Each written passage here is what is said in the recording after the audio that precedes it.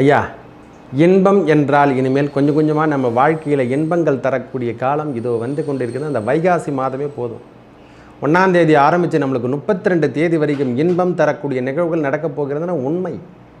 அதை நாம் தெரிஞ்சுக்கணும் தயவு செய்து. ஏன்னா ராசிநாதன் 12ல் இருந்ததும், சூரிய பகவான் 12ல் இருந்தது, குரு பகவான் 12ல் இருந்தாங்க. அவங்க எல்லாருமே இடம்பெயர்ந்து நம்ம ராசிக்குள்ளே வந்துட்டாங்க ஐயா. இன்பம் தரக்கூடிய நிகழ்வு ஒரு 7 தேதிக்கு அப்புறம் சுக்கிர பகவான் நம்ம ராசி நாதனே இடம்பெயர்ந்து நம்ம ராசி வீட்டில் ஆட்சி பெற போகிறாருங்க. இதை விட வேற என்ன தன்னம்பிக்கை வேணும்? உங்கள் அபிமான அனந்தலை வாழ் ஜோதிடர் வேலாயுதத்தின் நன்றி கலந்த வணக்கத்தை தெரிவித்துக் கொண்டு இந்த பதிவினை காண இருப்பது என்னவென்றால், மாத ராசி பலன் வரிசையில் நாம் காண இருப்பது வைகாசி மாத ராசி பலனை பார்ப்போம் வாருங்கள். எனது அன்புள்ளம் கொண்ட ரிஷபராசி நேர்களே, ஐயா, இன்பம் என்றால் இனிமேல் கொஞ்சம் கொஞ்சமாக நம்ம வாழ்க்கையில் இன்பங்கள் தரக்கூடிய காலம் இதோ வந்து கொண்டிருக்கிறது. அந்த வைகாசி மாதமே போதும். 1ஆம் தேதி ஆரம்பித்து நம்மளுக்கு 32 தேதி வரைக்கும் இன்பம் தரக்கூடிய நிகழ்வுகள் நடக்கப் போகிறதுனா உண்மை. அதை நாம் தெரிஞ்சுக்கணும் தயவு செய்து.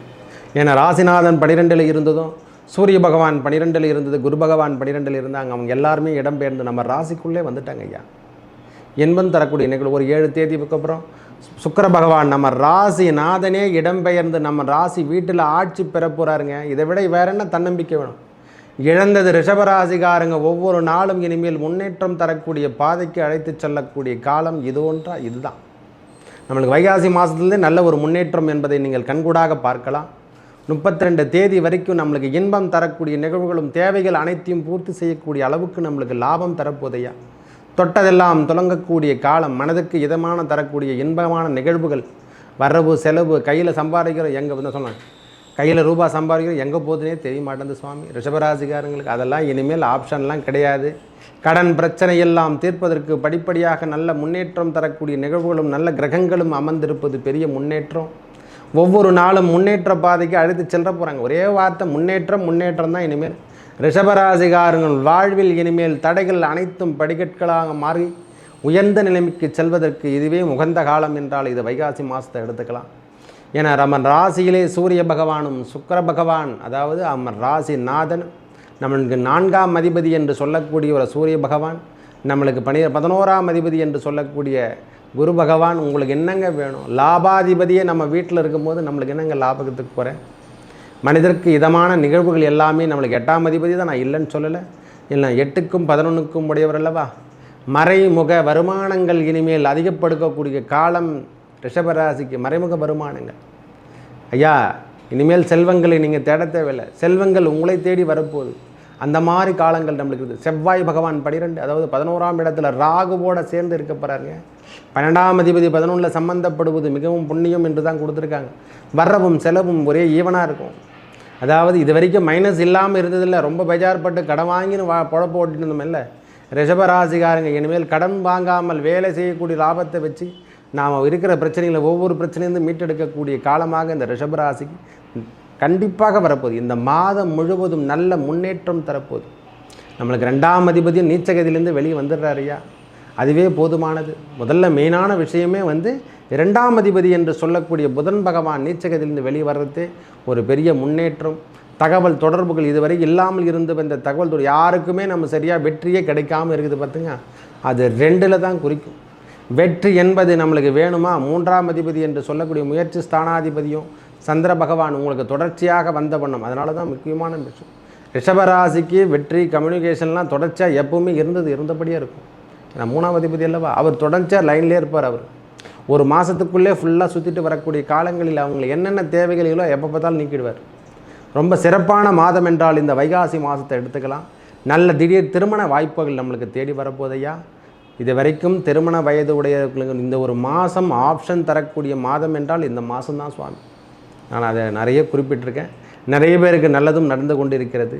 வைகாசி மாதம் ரிஷபராசிக்கு இது வரைக்கும் திடீர் திருமண பெண்களுக்காக இது ஒரு ஆப்ஷன் ஐயா.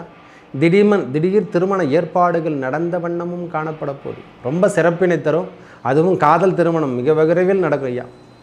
ரொம்ப மன மகிழ்ச்சியோடவே சொல்கிறேன். எல்லாரும் நன்றாக இருக்க வேண்டும். அதாவது திருமணம் என்பது தடையாக இருக்கக்கூடாது. வாழ்க்கை முறையை அமைக்கக்கூடிய காலமாக இருக்கணும். இனிமேல் தொட்டது துலங்கும், கெட்டது விலகும் என்று சொல்லக்கூடிய அமைப்பு தான். இனிமேல் வெற்றி தாங்க, விடுங்க. சின்ன சின்ன தலைவலி இருக்க தான் செய்யும். ஏன்னா அதிகப்படியான வெயில் தாக்கத்தால் நமது அந்த தலைவலி வரதான் செய்யும். அதெல்லாம் பெரிய பொருட்டாக எடுத்துக்கூடாது. முயற்சி என்று சொல்லக்கூடிய அமைப்பும் சரி, வெற்றி தரக்கூடிய பாதையிலும் சரி, லக்ஷ்மி கடாட்சம் நம் வாழ்வில் இனிமேல் லக்ஷ்மி கடாட்சம் பொங்க போதுன்னா கண்டிப்பாக உண்டு. ரிஷபராசிகாரங்க ஒவ்வொரு நாளும் படிப்படியான முன்னேற்றம், பகையெல்லாம் நீங்கக்கூடிய காலமாகவும், அன்பு பண்பு என்று சொல்லக்கூடிய அரவணைப்பு, இனிமேல் எதிரி கூட உங்களை அரவணைக்கக்கூடிய காலமாக வரப்போகுது சாமி. ரொம்ப நல்ல முன்னேற்ற பாதையை அடைத்து செல்ல போகிறாரு இறைவன். அதாவது நவ கிரகங்கள் வேறில்லை, நம்மளுக்கு இறைவன் வேறில்லை, எல்லாருமே ஒன்று தான். என்ன அவங்க கொடுக்குற ஆப்ஷனில் குரு சனி அப்படின்னு சொல்லி கொடுத்துருக்காங்க. எல்லாரும் ஒருவர் தான். முருகப்பெருமான் வேறில்லை, செவ்வாய் வேறில்லை, குரு வேறில்லை, தட்சிணாமூர்த்தி வேறில்லை, எல்லாருமே ஒன்று தான் சுவாமி. நம்மளுக்கு சுக்கிரன் வேறில்லை, லக்ஷ்மி கடாட்சம் என்று சொல்லக்கூடிய அமைப்பு வேறில்லை, ராகு பகவான் உயர்ந்த அமைப்பு, கேது பகவான் நாணக்காரகன் அல்லவா. ரிஷபராசிக்கு எல்லா குலதெய்வ அருள் கிடைக்கக்கூடிய காலம் இந்த வாட்டி. குலதெய்வ அருள் கிட்டப்பாக நம்ம குடும்பத்தில் வந்து சேரப்போது. அதன் மூலியமான செல்வங்கள் கிடைக்க போது. இது வரைக்கும் திருமண தடை, குழந்தை பேறு என்று சொல்லக்கூடிய திருமணத்துக்கு நாங்கள் ரொம்ப நாளாக வேற்றிட்டு இருக்குங்க. நாங்கள் இந்த தோஷங்குது அந்த தோஷங்குது, அந்த தோஷமெல்லாம் உடையக்கூடிய காலம் இதோ வந்து விட்டது ஐயா. ஐயா நான் தோஷமாகவே நான் பார்க்குறதில்லை, எல்லாமே வரம் என்று எடுத்துக்கொள்ளணும். முதல்ல நாம் அதை தான், நாம் என்ன எடுத்துக்கிறோமோ அதுதான் நம்மளுக்கு கிடைக்கும். ஐயா நான் கீழே விழுந்துட்டு ஐயோன்னு சொல்லக்கூடாது, முருகா முருகா என்று தான் சொல்லணும். இறைவன் நாமத்தை எந்நேரம் அந்த நாராயணன் நாமத்தை ஒழிச்சுனே இருங்க. கோவிந்த நாமம் குறைதீரும் நாமம் என்று தான் கொடுத்துருக்காங்க.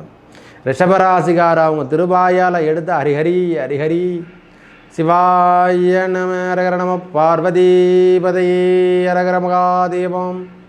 தென்னாடுடைய சிவனே போற்றி, எந்நாட்டவர்க்கும் இறைவா போற்றி. ஏகம்பத்துரை எந்தாய் போற்றி, பாகம் பெண்ணொரு ஆனாய் போற்றி. என் அண்ணா மலைவாழண்ணா போற்றி. கண்ணாரமுது கடலே போற்றி, காவாய் கனகதிரளே போற்றி. கையிலை மலையானே போற்றியே போற்றியே.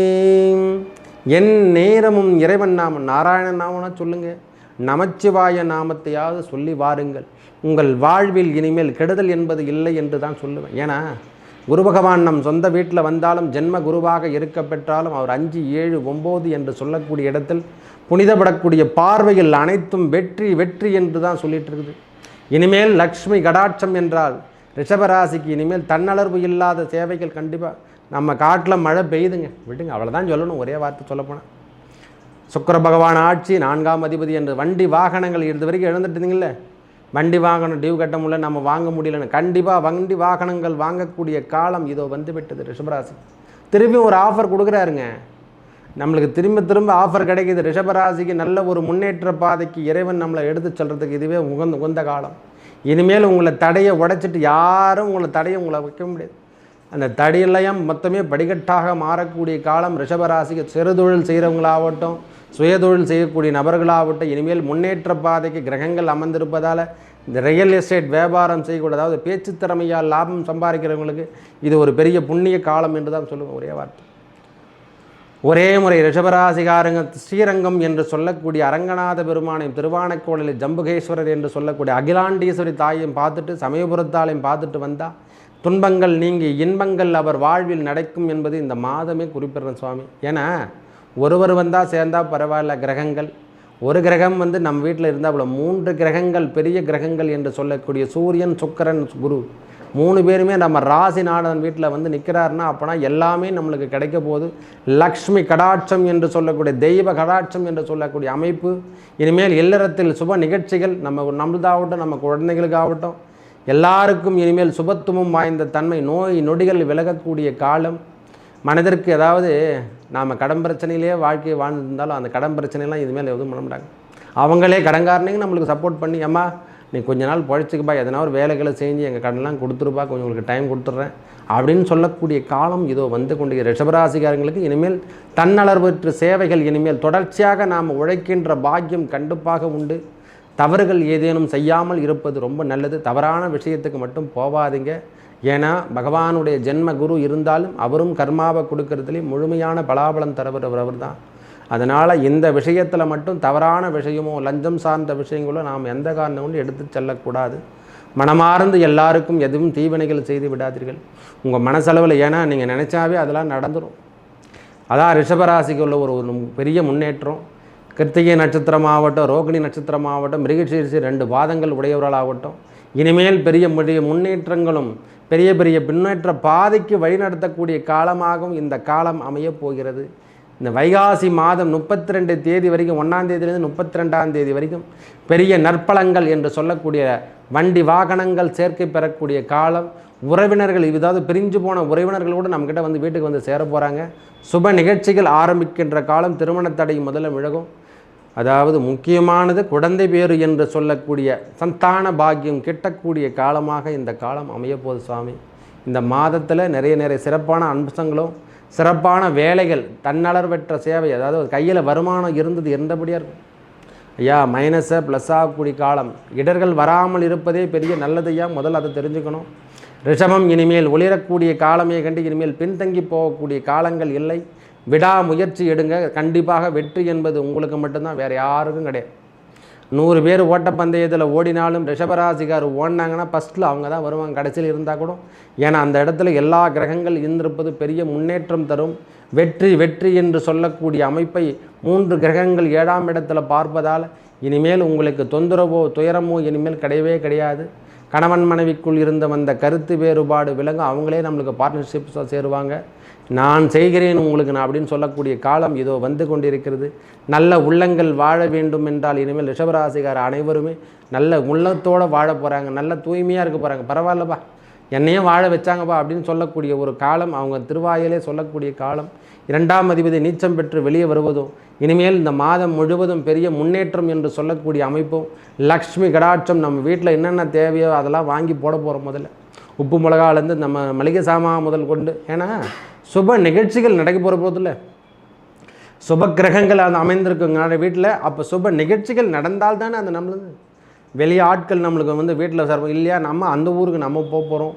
இனிமேல் சுப நிகழ்ச்சிகளில் கலந்துங்கன்னு எங்கே சென்றாலும் ஒரு நல்ல ஒரு கெட்டாக அப்படி நடந்த நிமிர்ந்த நடை நேர்கொண்ட பார்வை இனிமேல் ரிஷபராசிக்காரர்களுக்கு நிம்மதி தரக்கூடிய பெருமூச்சு எல்லாமே கிடைக்கப் போகிறது.